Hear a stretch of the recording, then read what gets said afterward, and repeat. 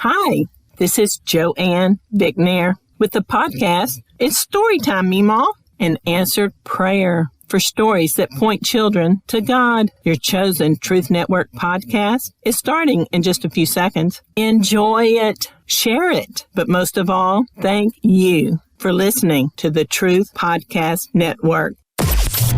This is the Truth Network. The heart of every man craves a great adventure, but life doesn't usually feel that way. Jesus speaks of narrow gates and wide roads, but the masculine journey is filled with many twists and turns. So how do we keep from losing heart while trying to find the good way when life feels more like a losing battle than something worth dying for? Grab your gear and come on a quest with your band of brothers who will serve as the guides in what we call the masculine journey. The masculine journey starts here now. How fun that you're joining us today on the masculine journey. We are on a new kind of adventure. We're taking the attributes of God that we see in each other. Take two. So, Andy, you guys did this once. Andy's on the phone as well as Sam because Andy's not able to get down here from Boone. But, Andy, you guys did this show before, and you didn't get it all done. There was too many of us, too many attributes of God. We have to do pillars. Yeah, we'd have to do pillars. Yeah, some of us were missing. Not me, but some on the phone are actually in the studio, and I think everybody wanted to cover their person they had. So there's more to come. Take two. There really is. And Sam, when you think about it, when Jacob blessed his sons, he was telling them who God knew they would become. Right, who they would be. When he was blessing him, he was speaking over them the attributes of God that he saw in his own kids. And so as we have a chance to talk over our brothers like this, we're literally blessing them in that we're sharing with them how God sees them, right, Sam? Yeah, absolutely. And unlike here in the South, when you bless somebody, that can be a bad thing. But that's not what we're talking about. Bless your We're heart. talking about speaking words of affirmation over them. All right. So, since this is take two, I took a completely different direction, and they gave me the grace to host this particular show. And so when I had COVID and I wasn't able to take part in the other show, it kind of broke my heart because I really did want to share how I felt about my brothers.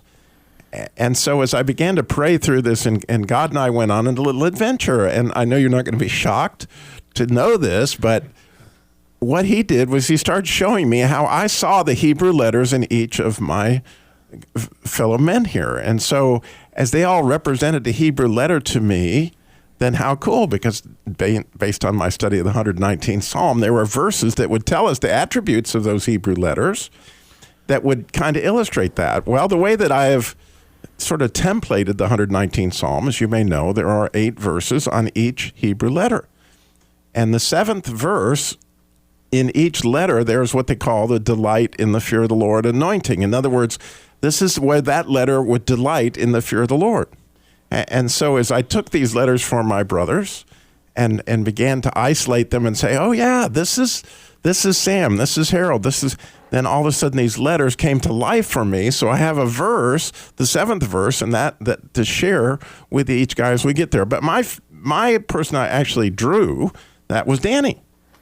And so to jump right in here, as you're probably not going to be shocked, when I thought about Danny, I was thinking about goodness. Well, goodness, when you think about it in the Hebrew, is the letter tet. It means goodness. And so when you think of goodness, you can't help but think of Andy Griffith. And so when it comes to good judgment, Andy Griffith had good judgment, right? He could find the good in almost any situation, turn it for good. So here we have him with Barney. He needs a little instruction on how to love on Thelma Lou with some good judgment like Danny. And I'm sure that anybody listening could see completely Danny giving this information to Barney if necessary. Here you go. Now tell me, did you get a little kissy? No, I didn't. You didn't? No, I didn't. Didn't? Well, why not? Well, I don't know, Andy. Well, I can't help it. When I'm alone with her, I just freeze up. I don't know what to say or what to do. You better tell that girl how you feel about it. If you don't, you're gonna lose her. Girls like to hear things like that. Well, I know. Well, there's plenty of things I can think of to say when I'm alone. Things she'd like to hear. Oh, you can? Sure. Like what? Oh, Andy, see, that's where it gets tough. Now, I usually think of these things when I'm shaving or soaking my feet at night. Yeah, well, play like you're soaking your feet now. And tell me some of the things you say. Come on. Well, I say, Thelma Lou. I like you, Thelma Lou. I like you a lot. You're the cats. I never said them 3 words to a girl before, Thelma Lou, but I mean it. You're the cats. I think about you all the time. Sometimes at breakfast, I stare down at my eggs and I see your face right in there. Well, there's nothing I'd like better than to have you as my steady girl, Thelma Lou. Because, well, like I said, you're the cats. Well, that's beautiful, Barney. I mean it. There's not a girl in the world that wouldn't like to hear things like that said to her. And do you know why? Because you're sincere. So, Danny, you've heard that clip, right? On multiple occasions. And so, I could say Danny's the cats, but, that would be a lot. No more corgis. He's going to have to start breeding cats. Yeah. But anyway, so when you get to that 7th verse in the Tet section, if you look in the 119th Psalm, here's the way this verse reads. And those of us who know Danny know how much this verse speaks about him and his attributes. So it says, "It is good for me that I have been afflicted, that I might learn thy statutes." And so a little definition on that verse. Statutes are the most difficult of all the commandments to follow because they're the most mysterious and the most holy. And it's hard to get them unless you go through some things. Unless you, like Corn would say, unless you've seen some things. And so when you see that in Danny, you can't help but see it was good that he was afflicted because it gets you right his closeness to God that you only get through those kind of things. Wouldn't you agree? Yeah, he's definitely been afflicted, and he definitely brings a heart from that affliction, from that place where many of us may have been, but he can relate. And it's just it's been interesting since he's come on because he's the rookie guy. We had his rookie card out there for last year, and now he's in his sophomore year. We don't want that sophomore slump, but here he is. I mean, as soon as he came into the ministry and we met him, and it's just story after story after story. The man, I'm like, he really getting to where he can rival Robbie in stories because he's got a lot of them, and that's not easy to rival Robbie in stories. And it's great to just hear that all the time. Andy? Yeah, I agree. Just the heart to know that, he had been called out in a place to trust God in his previous life of ministry, and he had been faithful in that all along. But then when he came, and it was like he had been with us all these years, he quickly adapted. But yet, I think it was in something new and refreshing for him. But just to see his willingness to walk out, a different type of life in ministry that he had before, to see, what God had done in our lives. But then he brought his, like Rodney said, he brought his own stories that were refreshing to us, that encouraged us. And it's just been a joy to see him grow with us. And that time, I mean, whenever guys come to the boot camp, you just don't know not everybody always receives it the same way or has zeal for it and really goes with it. And I think it was something that Danny was looking for, and just the way he's carried on in that and been faithful. He has had it up against him, but I believe God has been faithful to bring him through it. But just to see his faithfulness through it, it's been cool. Yeah. Harold? What is truth? Thy word is truth. And what I see in Danny is truth. He's come into this group, and he's bared his soul. He's told us that one of the things about the Bible that makes it so real is you get the bad along with the good. Nothing is hidden. Nobody's perfect. Danny has revealed some of his imperfections, and yet here he is.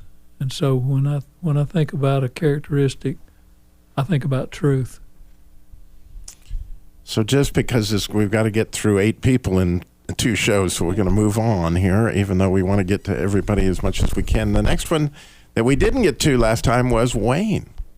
And so Wayne wasn't here like I wasn't here because he had COVID. So I had COVID. Wayne didn't have COVID, excuse me. I had COVID. You couldn't get here because you just started your job, right? Yeah, I was moving at the time, actually. Okay, so Wayne, when I was praying, saying, God, who's Wayne? He gave me the letter Shin, which letter Shin is this idea of hearing. It's this idea of chewing on, because the letter actually looks like a tooth, and the idea is to oxidize as you chew on things. And so when you hear the Shema, you hear that sh sound, or you hear that sh sound that's in Shalom, it is that you're going to hear, O Israel, the Lord is one, right? You're going to and if you think about hearing, Wayne hears. And so when you look at that 7th verse in the Shin section, it says, my soul hath kept thy testimonies, and I love them exceedingly. In other words, Wayne is like a believing machine. He chews on God's word that he receives from the scriptures, but also that he gets him as he hears.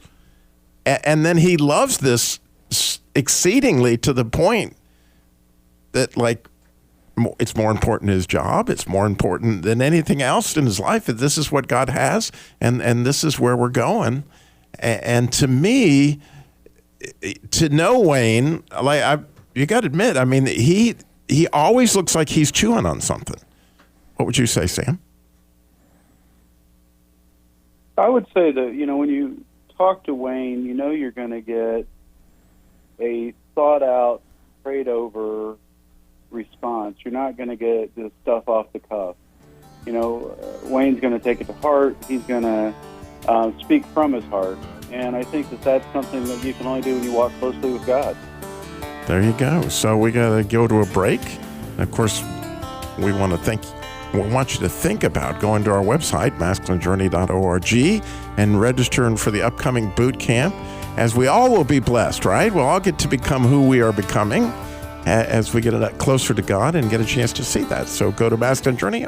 For me, describing boot camp, when I heard the stories from the stage that the other men had, and then during my prayer time, I'm getting a download from God on where my life is and how I have wounds and I have a place in His story.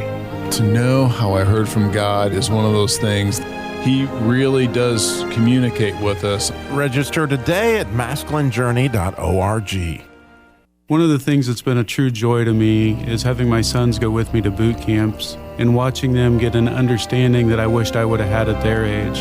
It took me several years, and I'm still probably learning it a little bit as we go, but watching them get a good foothold into manhood and understanding what's important, what their role is, and how to stay away from the enemy, to receive healing and restoration in the way that you love on others. Register today at masculinejourney.org.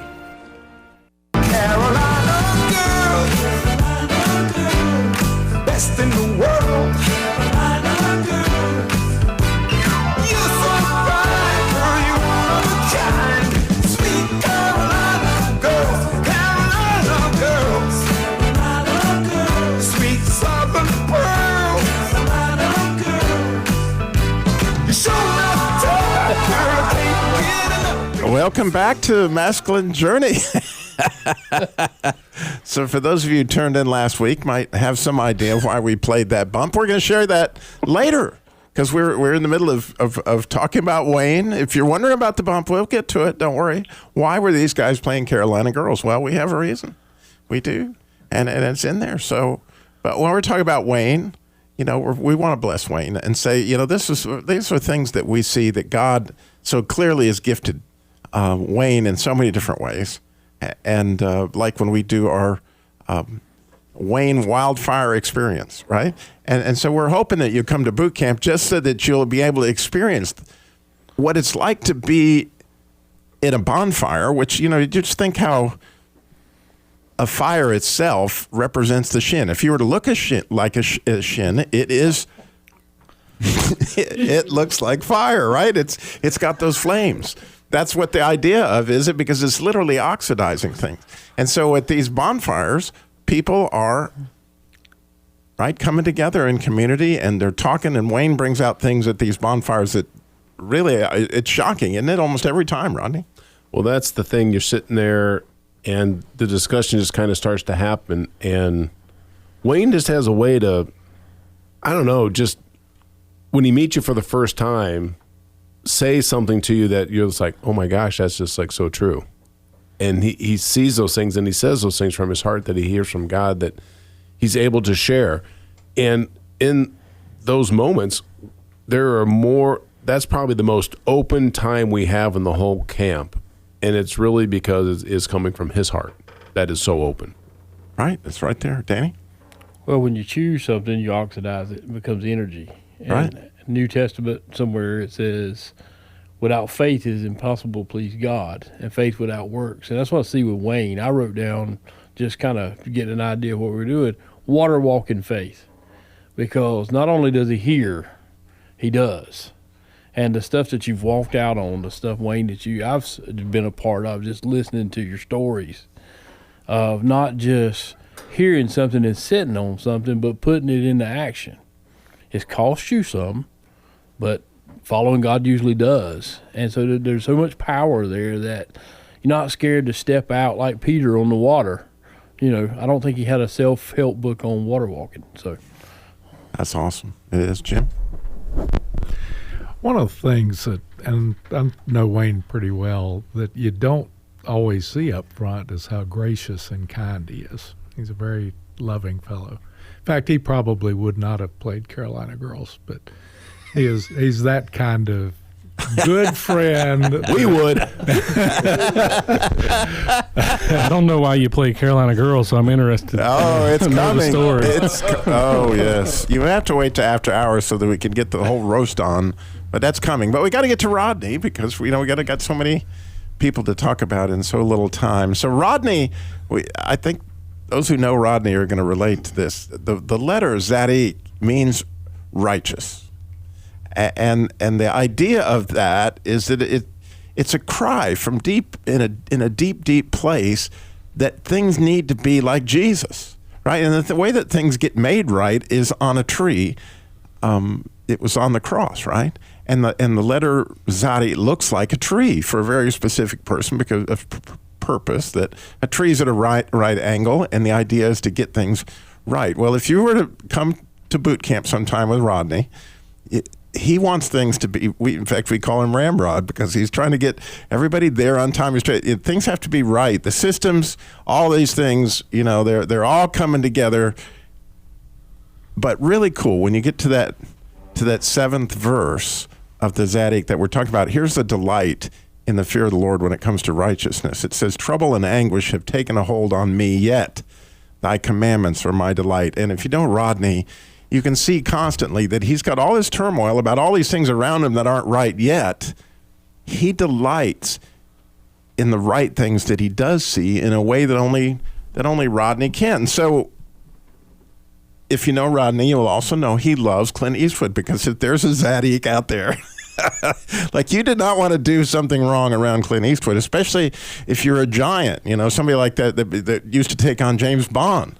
And if you get in a Western movie with him, it could really hurt you. So this is a scene from the movie Pale Rider. And what's happened here is he's a preacher, and these bad guys, including this giant, have been picking on all these people, and they're out in this field trying to break up this big rock. And so what you don't know when you hear this clip is when you hear the giant scream, which you'll hear, and then you'll hear a rock break. Well, the idea is they've been trying to break up this rock, and so God provides this unique way to break up the rock. What happens is the giant is going to hurt him, and the other thing that you can't see is that he's got a sledgehammer, and he's fixing to hit Clint Eastwood, but he fails to see that Clint Eastwood also has a sledgehammer, and he uses that in a very private way that would make most men scream very loudly. If you get my drift. Breaking up rocks. And then, Clint being the Zadok that he wants to help the guy out, make things right, so he tells him he needs ice. and so you get all that all in the same clip if you listen carefully. Hey, you messed up some of my boys, Preach. Nothing personal. I hope you won't take it personal when we tell you to get out of Carbon Canyon now. Well, there's a lot of sinners hereabouts. You wouldn't want me to leave before I finish my work, would you? Well,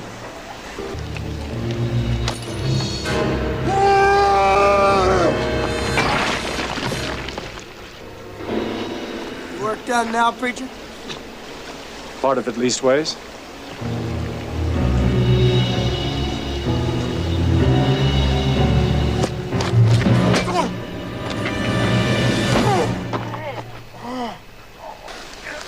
Get up.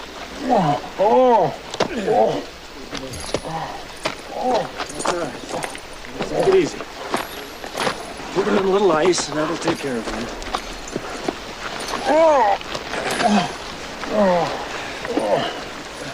Thanks for stopping by, son. You think you can make it? Ice. Well, the Lord certainly does work in mysterious ways. So, and how many times have you watched that movie, Rodney? Well, I don't know how many times, but I just watched it within the last 2 weeks. and there's something really cool about that, that you can see as you get to know, and you see that, it's really a delight to see people that delight in righteousness. Sam? Yeah, I think there's something that's inherent in all of us that, you just want things to be correct, but I think a lot of times that filter we use is correct in our view. I want justice for me and accountability for you kind of thing. And where I see Rodney excel is he plays a mediator and says, no, justice the way God sees it, right? The way that the best that he can interpret that, the way God sees it, he'll play, the both sides of the coin so that you can see, different people's perspectives. And I think that comes at a very good gifting as you deal with relationships and deal in different dynamics, and especially with what he does for work. I'm sure he has to enter into that as well. And so, I just see that as something that not a lot of people can do, is look at it from outside of yourself, and try to find, where is the rightness in what God would see to the best of our ability. Yeah, it's a gift. It really is to have people like this in your life that can see things like that. If you think about it, you're walking with this band of brothers, and you got this guy over here who can see right things that I can't see. You've got this other guy who chews better than I do. You've got this other guy who sees the good in things. In other words, all these people have these attributes that give us tremendous things. And so I'm going to get to my friend Andy, who happens to be on the phone. And when I thought about him and prayed about him, the letter Nun, which the letter Nun has to do with your soul, because your soul is a nefesh in Hebrew. You hear that N sound. But it also is a letter that means faithful. And in so many ways, when I think of Andy, I think of faithful from a standpoint of not just does he have faith in God, but he has faith in me.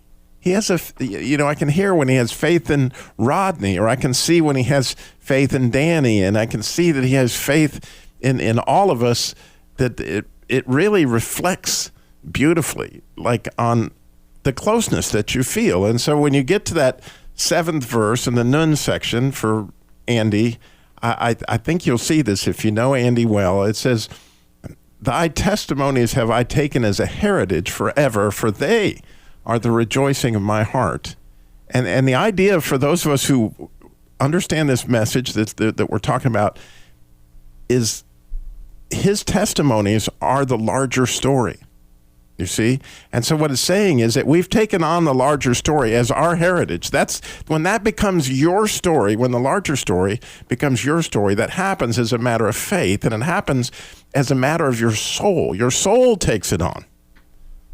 And as a result of your soul having this testimony that is literally the Word of God, then your heart rejoices because you see that you know how the story is going to end, right? If you have that kind of a situation, you can see that, Jim. I got him right there where I wanted him. Yeah, I'm not paying attention. They got distracted. Let me use this one. That one's cracking for me. Repeat that for me. So when it comes to Andy and his attributes, that's what we're talking about? Okay. With Andy, it is, for me at least, he's a good friend. He's someone that will always, and it's sort of similar to what's been said about me. He'll walk with you, he'll be with you. He is very gracious. And that I think we looked at last time, and maybe we'll look at some more, but. We will, and as a matter of fact, as we go out on this break, I'm going to let Harold's got a microphone, so I'm going to let him talk. I see Andy as a doer. God was a doer. He did, and it was good. Andy, there's a prayer meeting in Washington. He's hitting the road. The highway's not too far for him to go and do. So that's what I see about Andy, is he is a doer. He'll take action. So we got 4 more to do. That's all coming in the after hours. If you go to masculinejourney.org, and you'll even find out why we played Carolina Girls. You probably don't want to miss that. It's all coming up in the after hours. Tune in at the podcast at masculinejourney.org. This is the Truth Network.